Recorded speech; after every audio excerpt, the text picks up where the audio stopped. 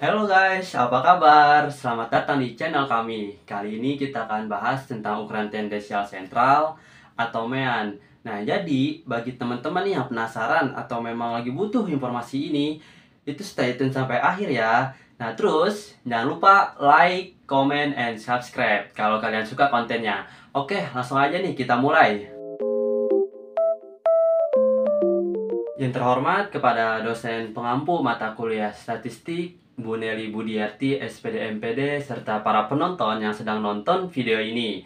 Perkenalkan, nama saya Ahmad Birgis Basisi dengan NIM 23 10 11 207 774, serta dua rekan saya yaitu Perkenalkan, nama saya Dea Aurea Salsabila dengan NIM 23 10 11 20 13 49. Perkenalkan, nama saya Diani Danovita dengan NIM 23 10 11 20 11 67. Langsung kita masuk ke ukuran tendensial sentral atau mean. Itu bisa disebut juga sebagai ukuran pemusatan data. Lalu pengertian dari hal itu apa sih teman-teman? Nah, jadi tuh ukuran pemusatan data adalah suatu ukuran yang menetapkan suatu letak titik pada pemusatan, di mana itu ada kecenderungan dari variabel untuk mengarah ke titik tersebut. Nah, artinya suatu bilangan yang tunggal itu di mana dapat mewakili dari kelompok data tersebut. Simbol dari mean sendiri ialah itu ada X bar atau mu. Mean di sini ada dua. Yang pertama, mean atau rata data tunggal. Yang kedua, mean atau rata data kelompok. Yang pertama, mean data tunggal.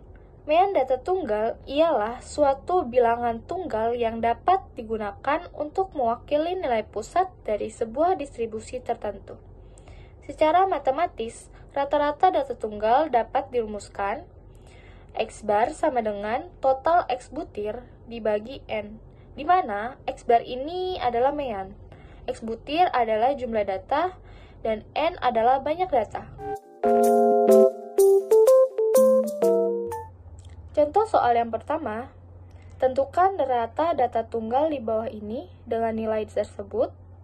Lalu jawabannya menggunakan rumus mean data tunggal, yaitu X bar sama dengan total nilai dibagi banyak data. Total nilai di sini semuanya ditambah, lalu dibagi dengan banyak data yaitu 10, jadi 174 dibagi 10 sama dengan 17,4, lalu hasilnya bisa dibulatkan menjadi 17. Contoh soal yang kedua, tentukan rata data tunggal di bawah ini dengan nilai tersebut. Lalu jawabannya masih dengan rumus yang sama, yaitu X bar sama dengan total nilai dibagi banyak data. Total nilainya di sini semuanya ditambah, lalu banyak datanya ada 15. Jadi 1234 dibagi 15, hasilnya 82,26, bisa dibulatkan menjadi 82. Yang kedua, ada mean data kelompok. Data kelompok berkaitan dengan data distribusi frekuensi. Data kelompok biasanya data yang lebih banyak atau N lebih dari 30, sehingga akan menjadi lama penyelesaiannya ketika kita menggunakan rumus data tunggal.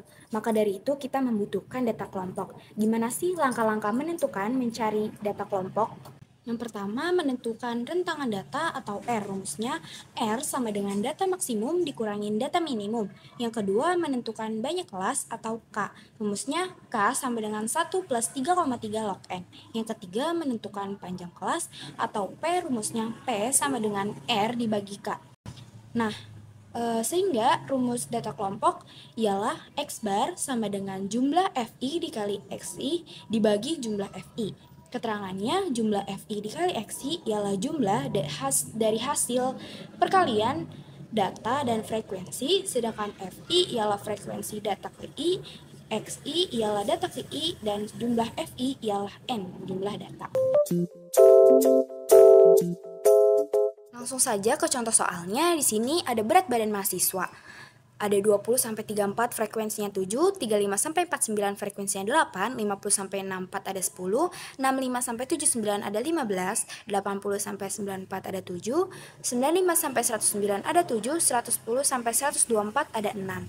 Maka jumlah totalnya ialah ada 60. Gimana sih cara menentukan data kelompok? Yang pertama itu mencari rentangan data.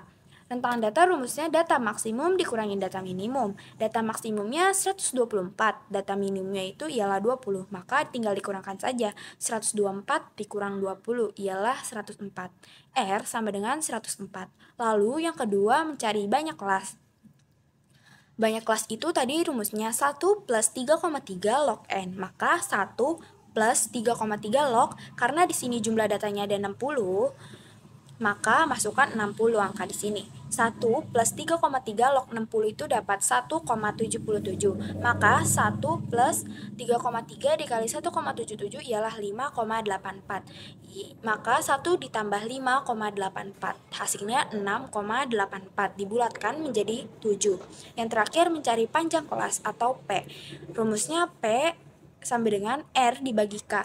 R tadi 104 dibagi 7, maka hasilnya 14,5 dibulatkan menjadi 15. Lalu kita cari XI. Gimana cara mencari XI?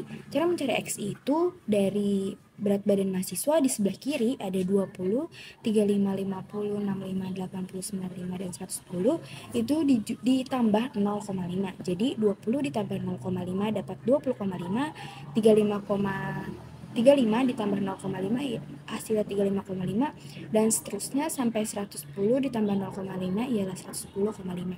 Lalu mencari FI dikali XI ialah 7, jadi jumlah 7, frekuensi 7 dikali 20,5 hasilnya 143,5, 8 dikali 35,5 284, 10 dikali 50,5 505, 15 dikali 6 65,5 hasilnya 982,5, 7 dikali 80,5 563,5, 7 dikali 95,5 668,5, lalu 6 dikali 110,5 hasilnya 663. Jadi total FI dikali XI ialah 3810. Langsung aja masuk ke rumus data kelompok. X bar sama dengan jumlah FI dikali XI dibagi jumlah FI. Tinggal masukkan saja jumlah FI dikali XI-nya tadi 3810 dibagi jumlah FI. Jumlah frekuensi tadi 60. Jadi 3810 dibagi 60 hasilnya 63,5. 63,5 dibulatkan menjadi 64. Oke guys, sebelum kita tutup, kita mau kasih tahu nih sedikit kesimpulan dari apa yang udah kita bahas tadi. Jadi tuh kesimpulannya, data tunggal ialah data yang lebih sederhana karena data tidak dikelompokkan dan langsung dihitung rata-ratanya. Sedangkan data kelompok itu digunakan ketika data terlalu banyak dan perlu dikelompokkan untuk memudahkan analisis serta memerlukan langkah tambahan untuk menentukan nilai tengah tiap kelas. Nah, kedua konsep ini adalah dasar dalam statistika untuk memahami distribusi data dan dari kumpulan data tersebut. Demikian beberapa hal yang dapat kami sampaikan pada kesempatan kali ini. Kami mohon maaf yang sebesar-besarnya apabila ada tutur kata maupun tindakan yang kurang berkenan bagi Ibu dosen. Dengan ini, presentasi kami tutup. Terima kasih. Wassalamualaikum warahmatullahi wabarakatuh.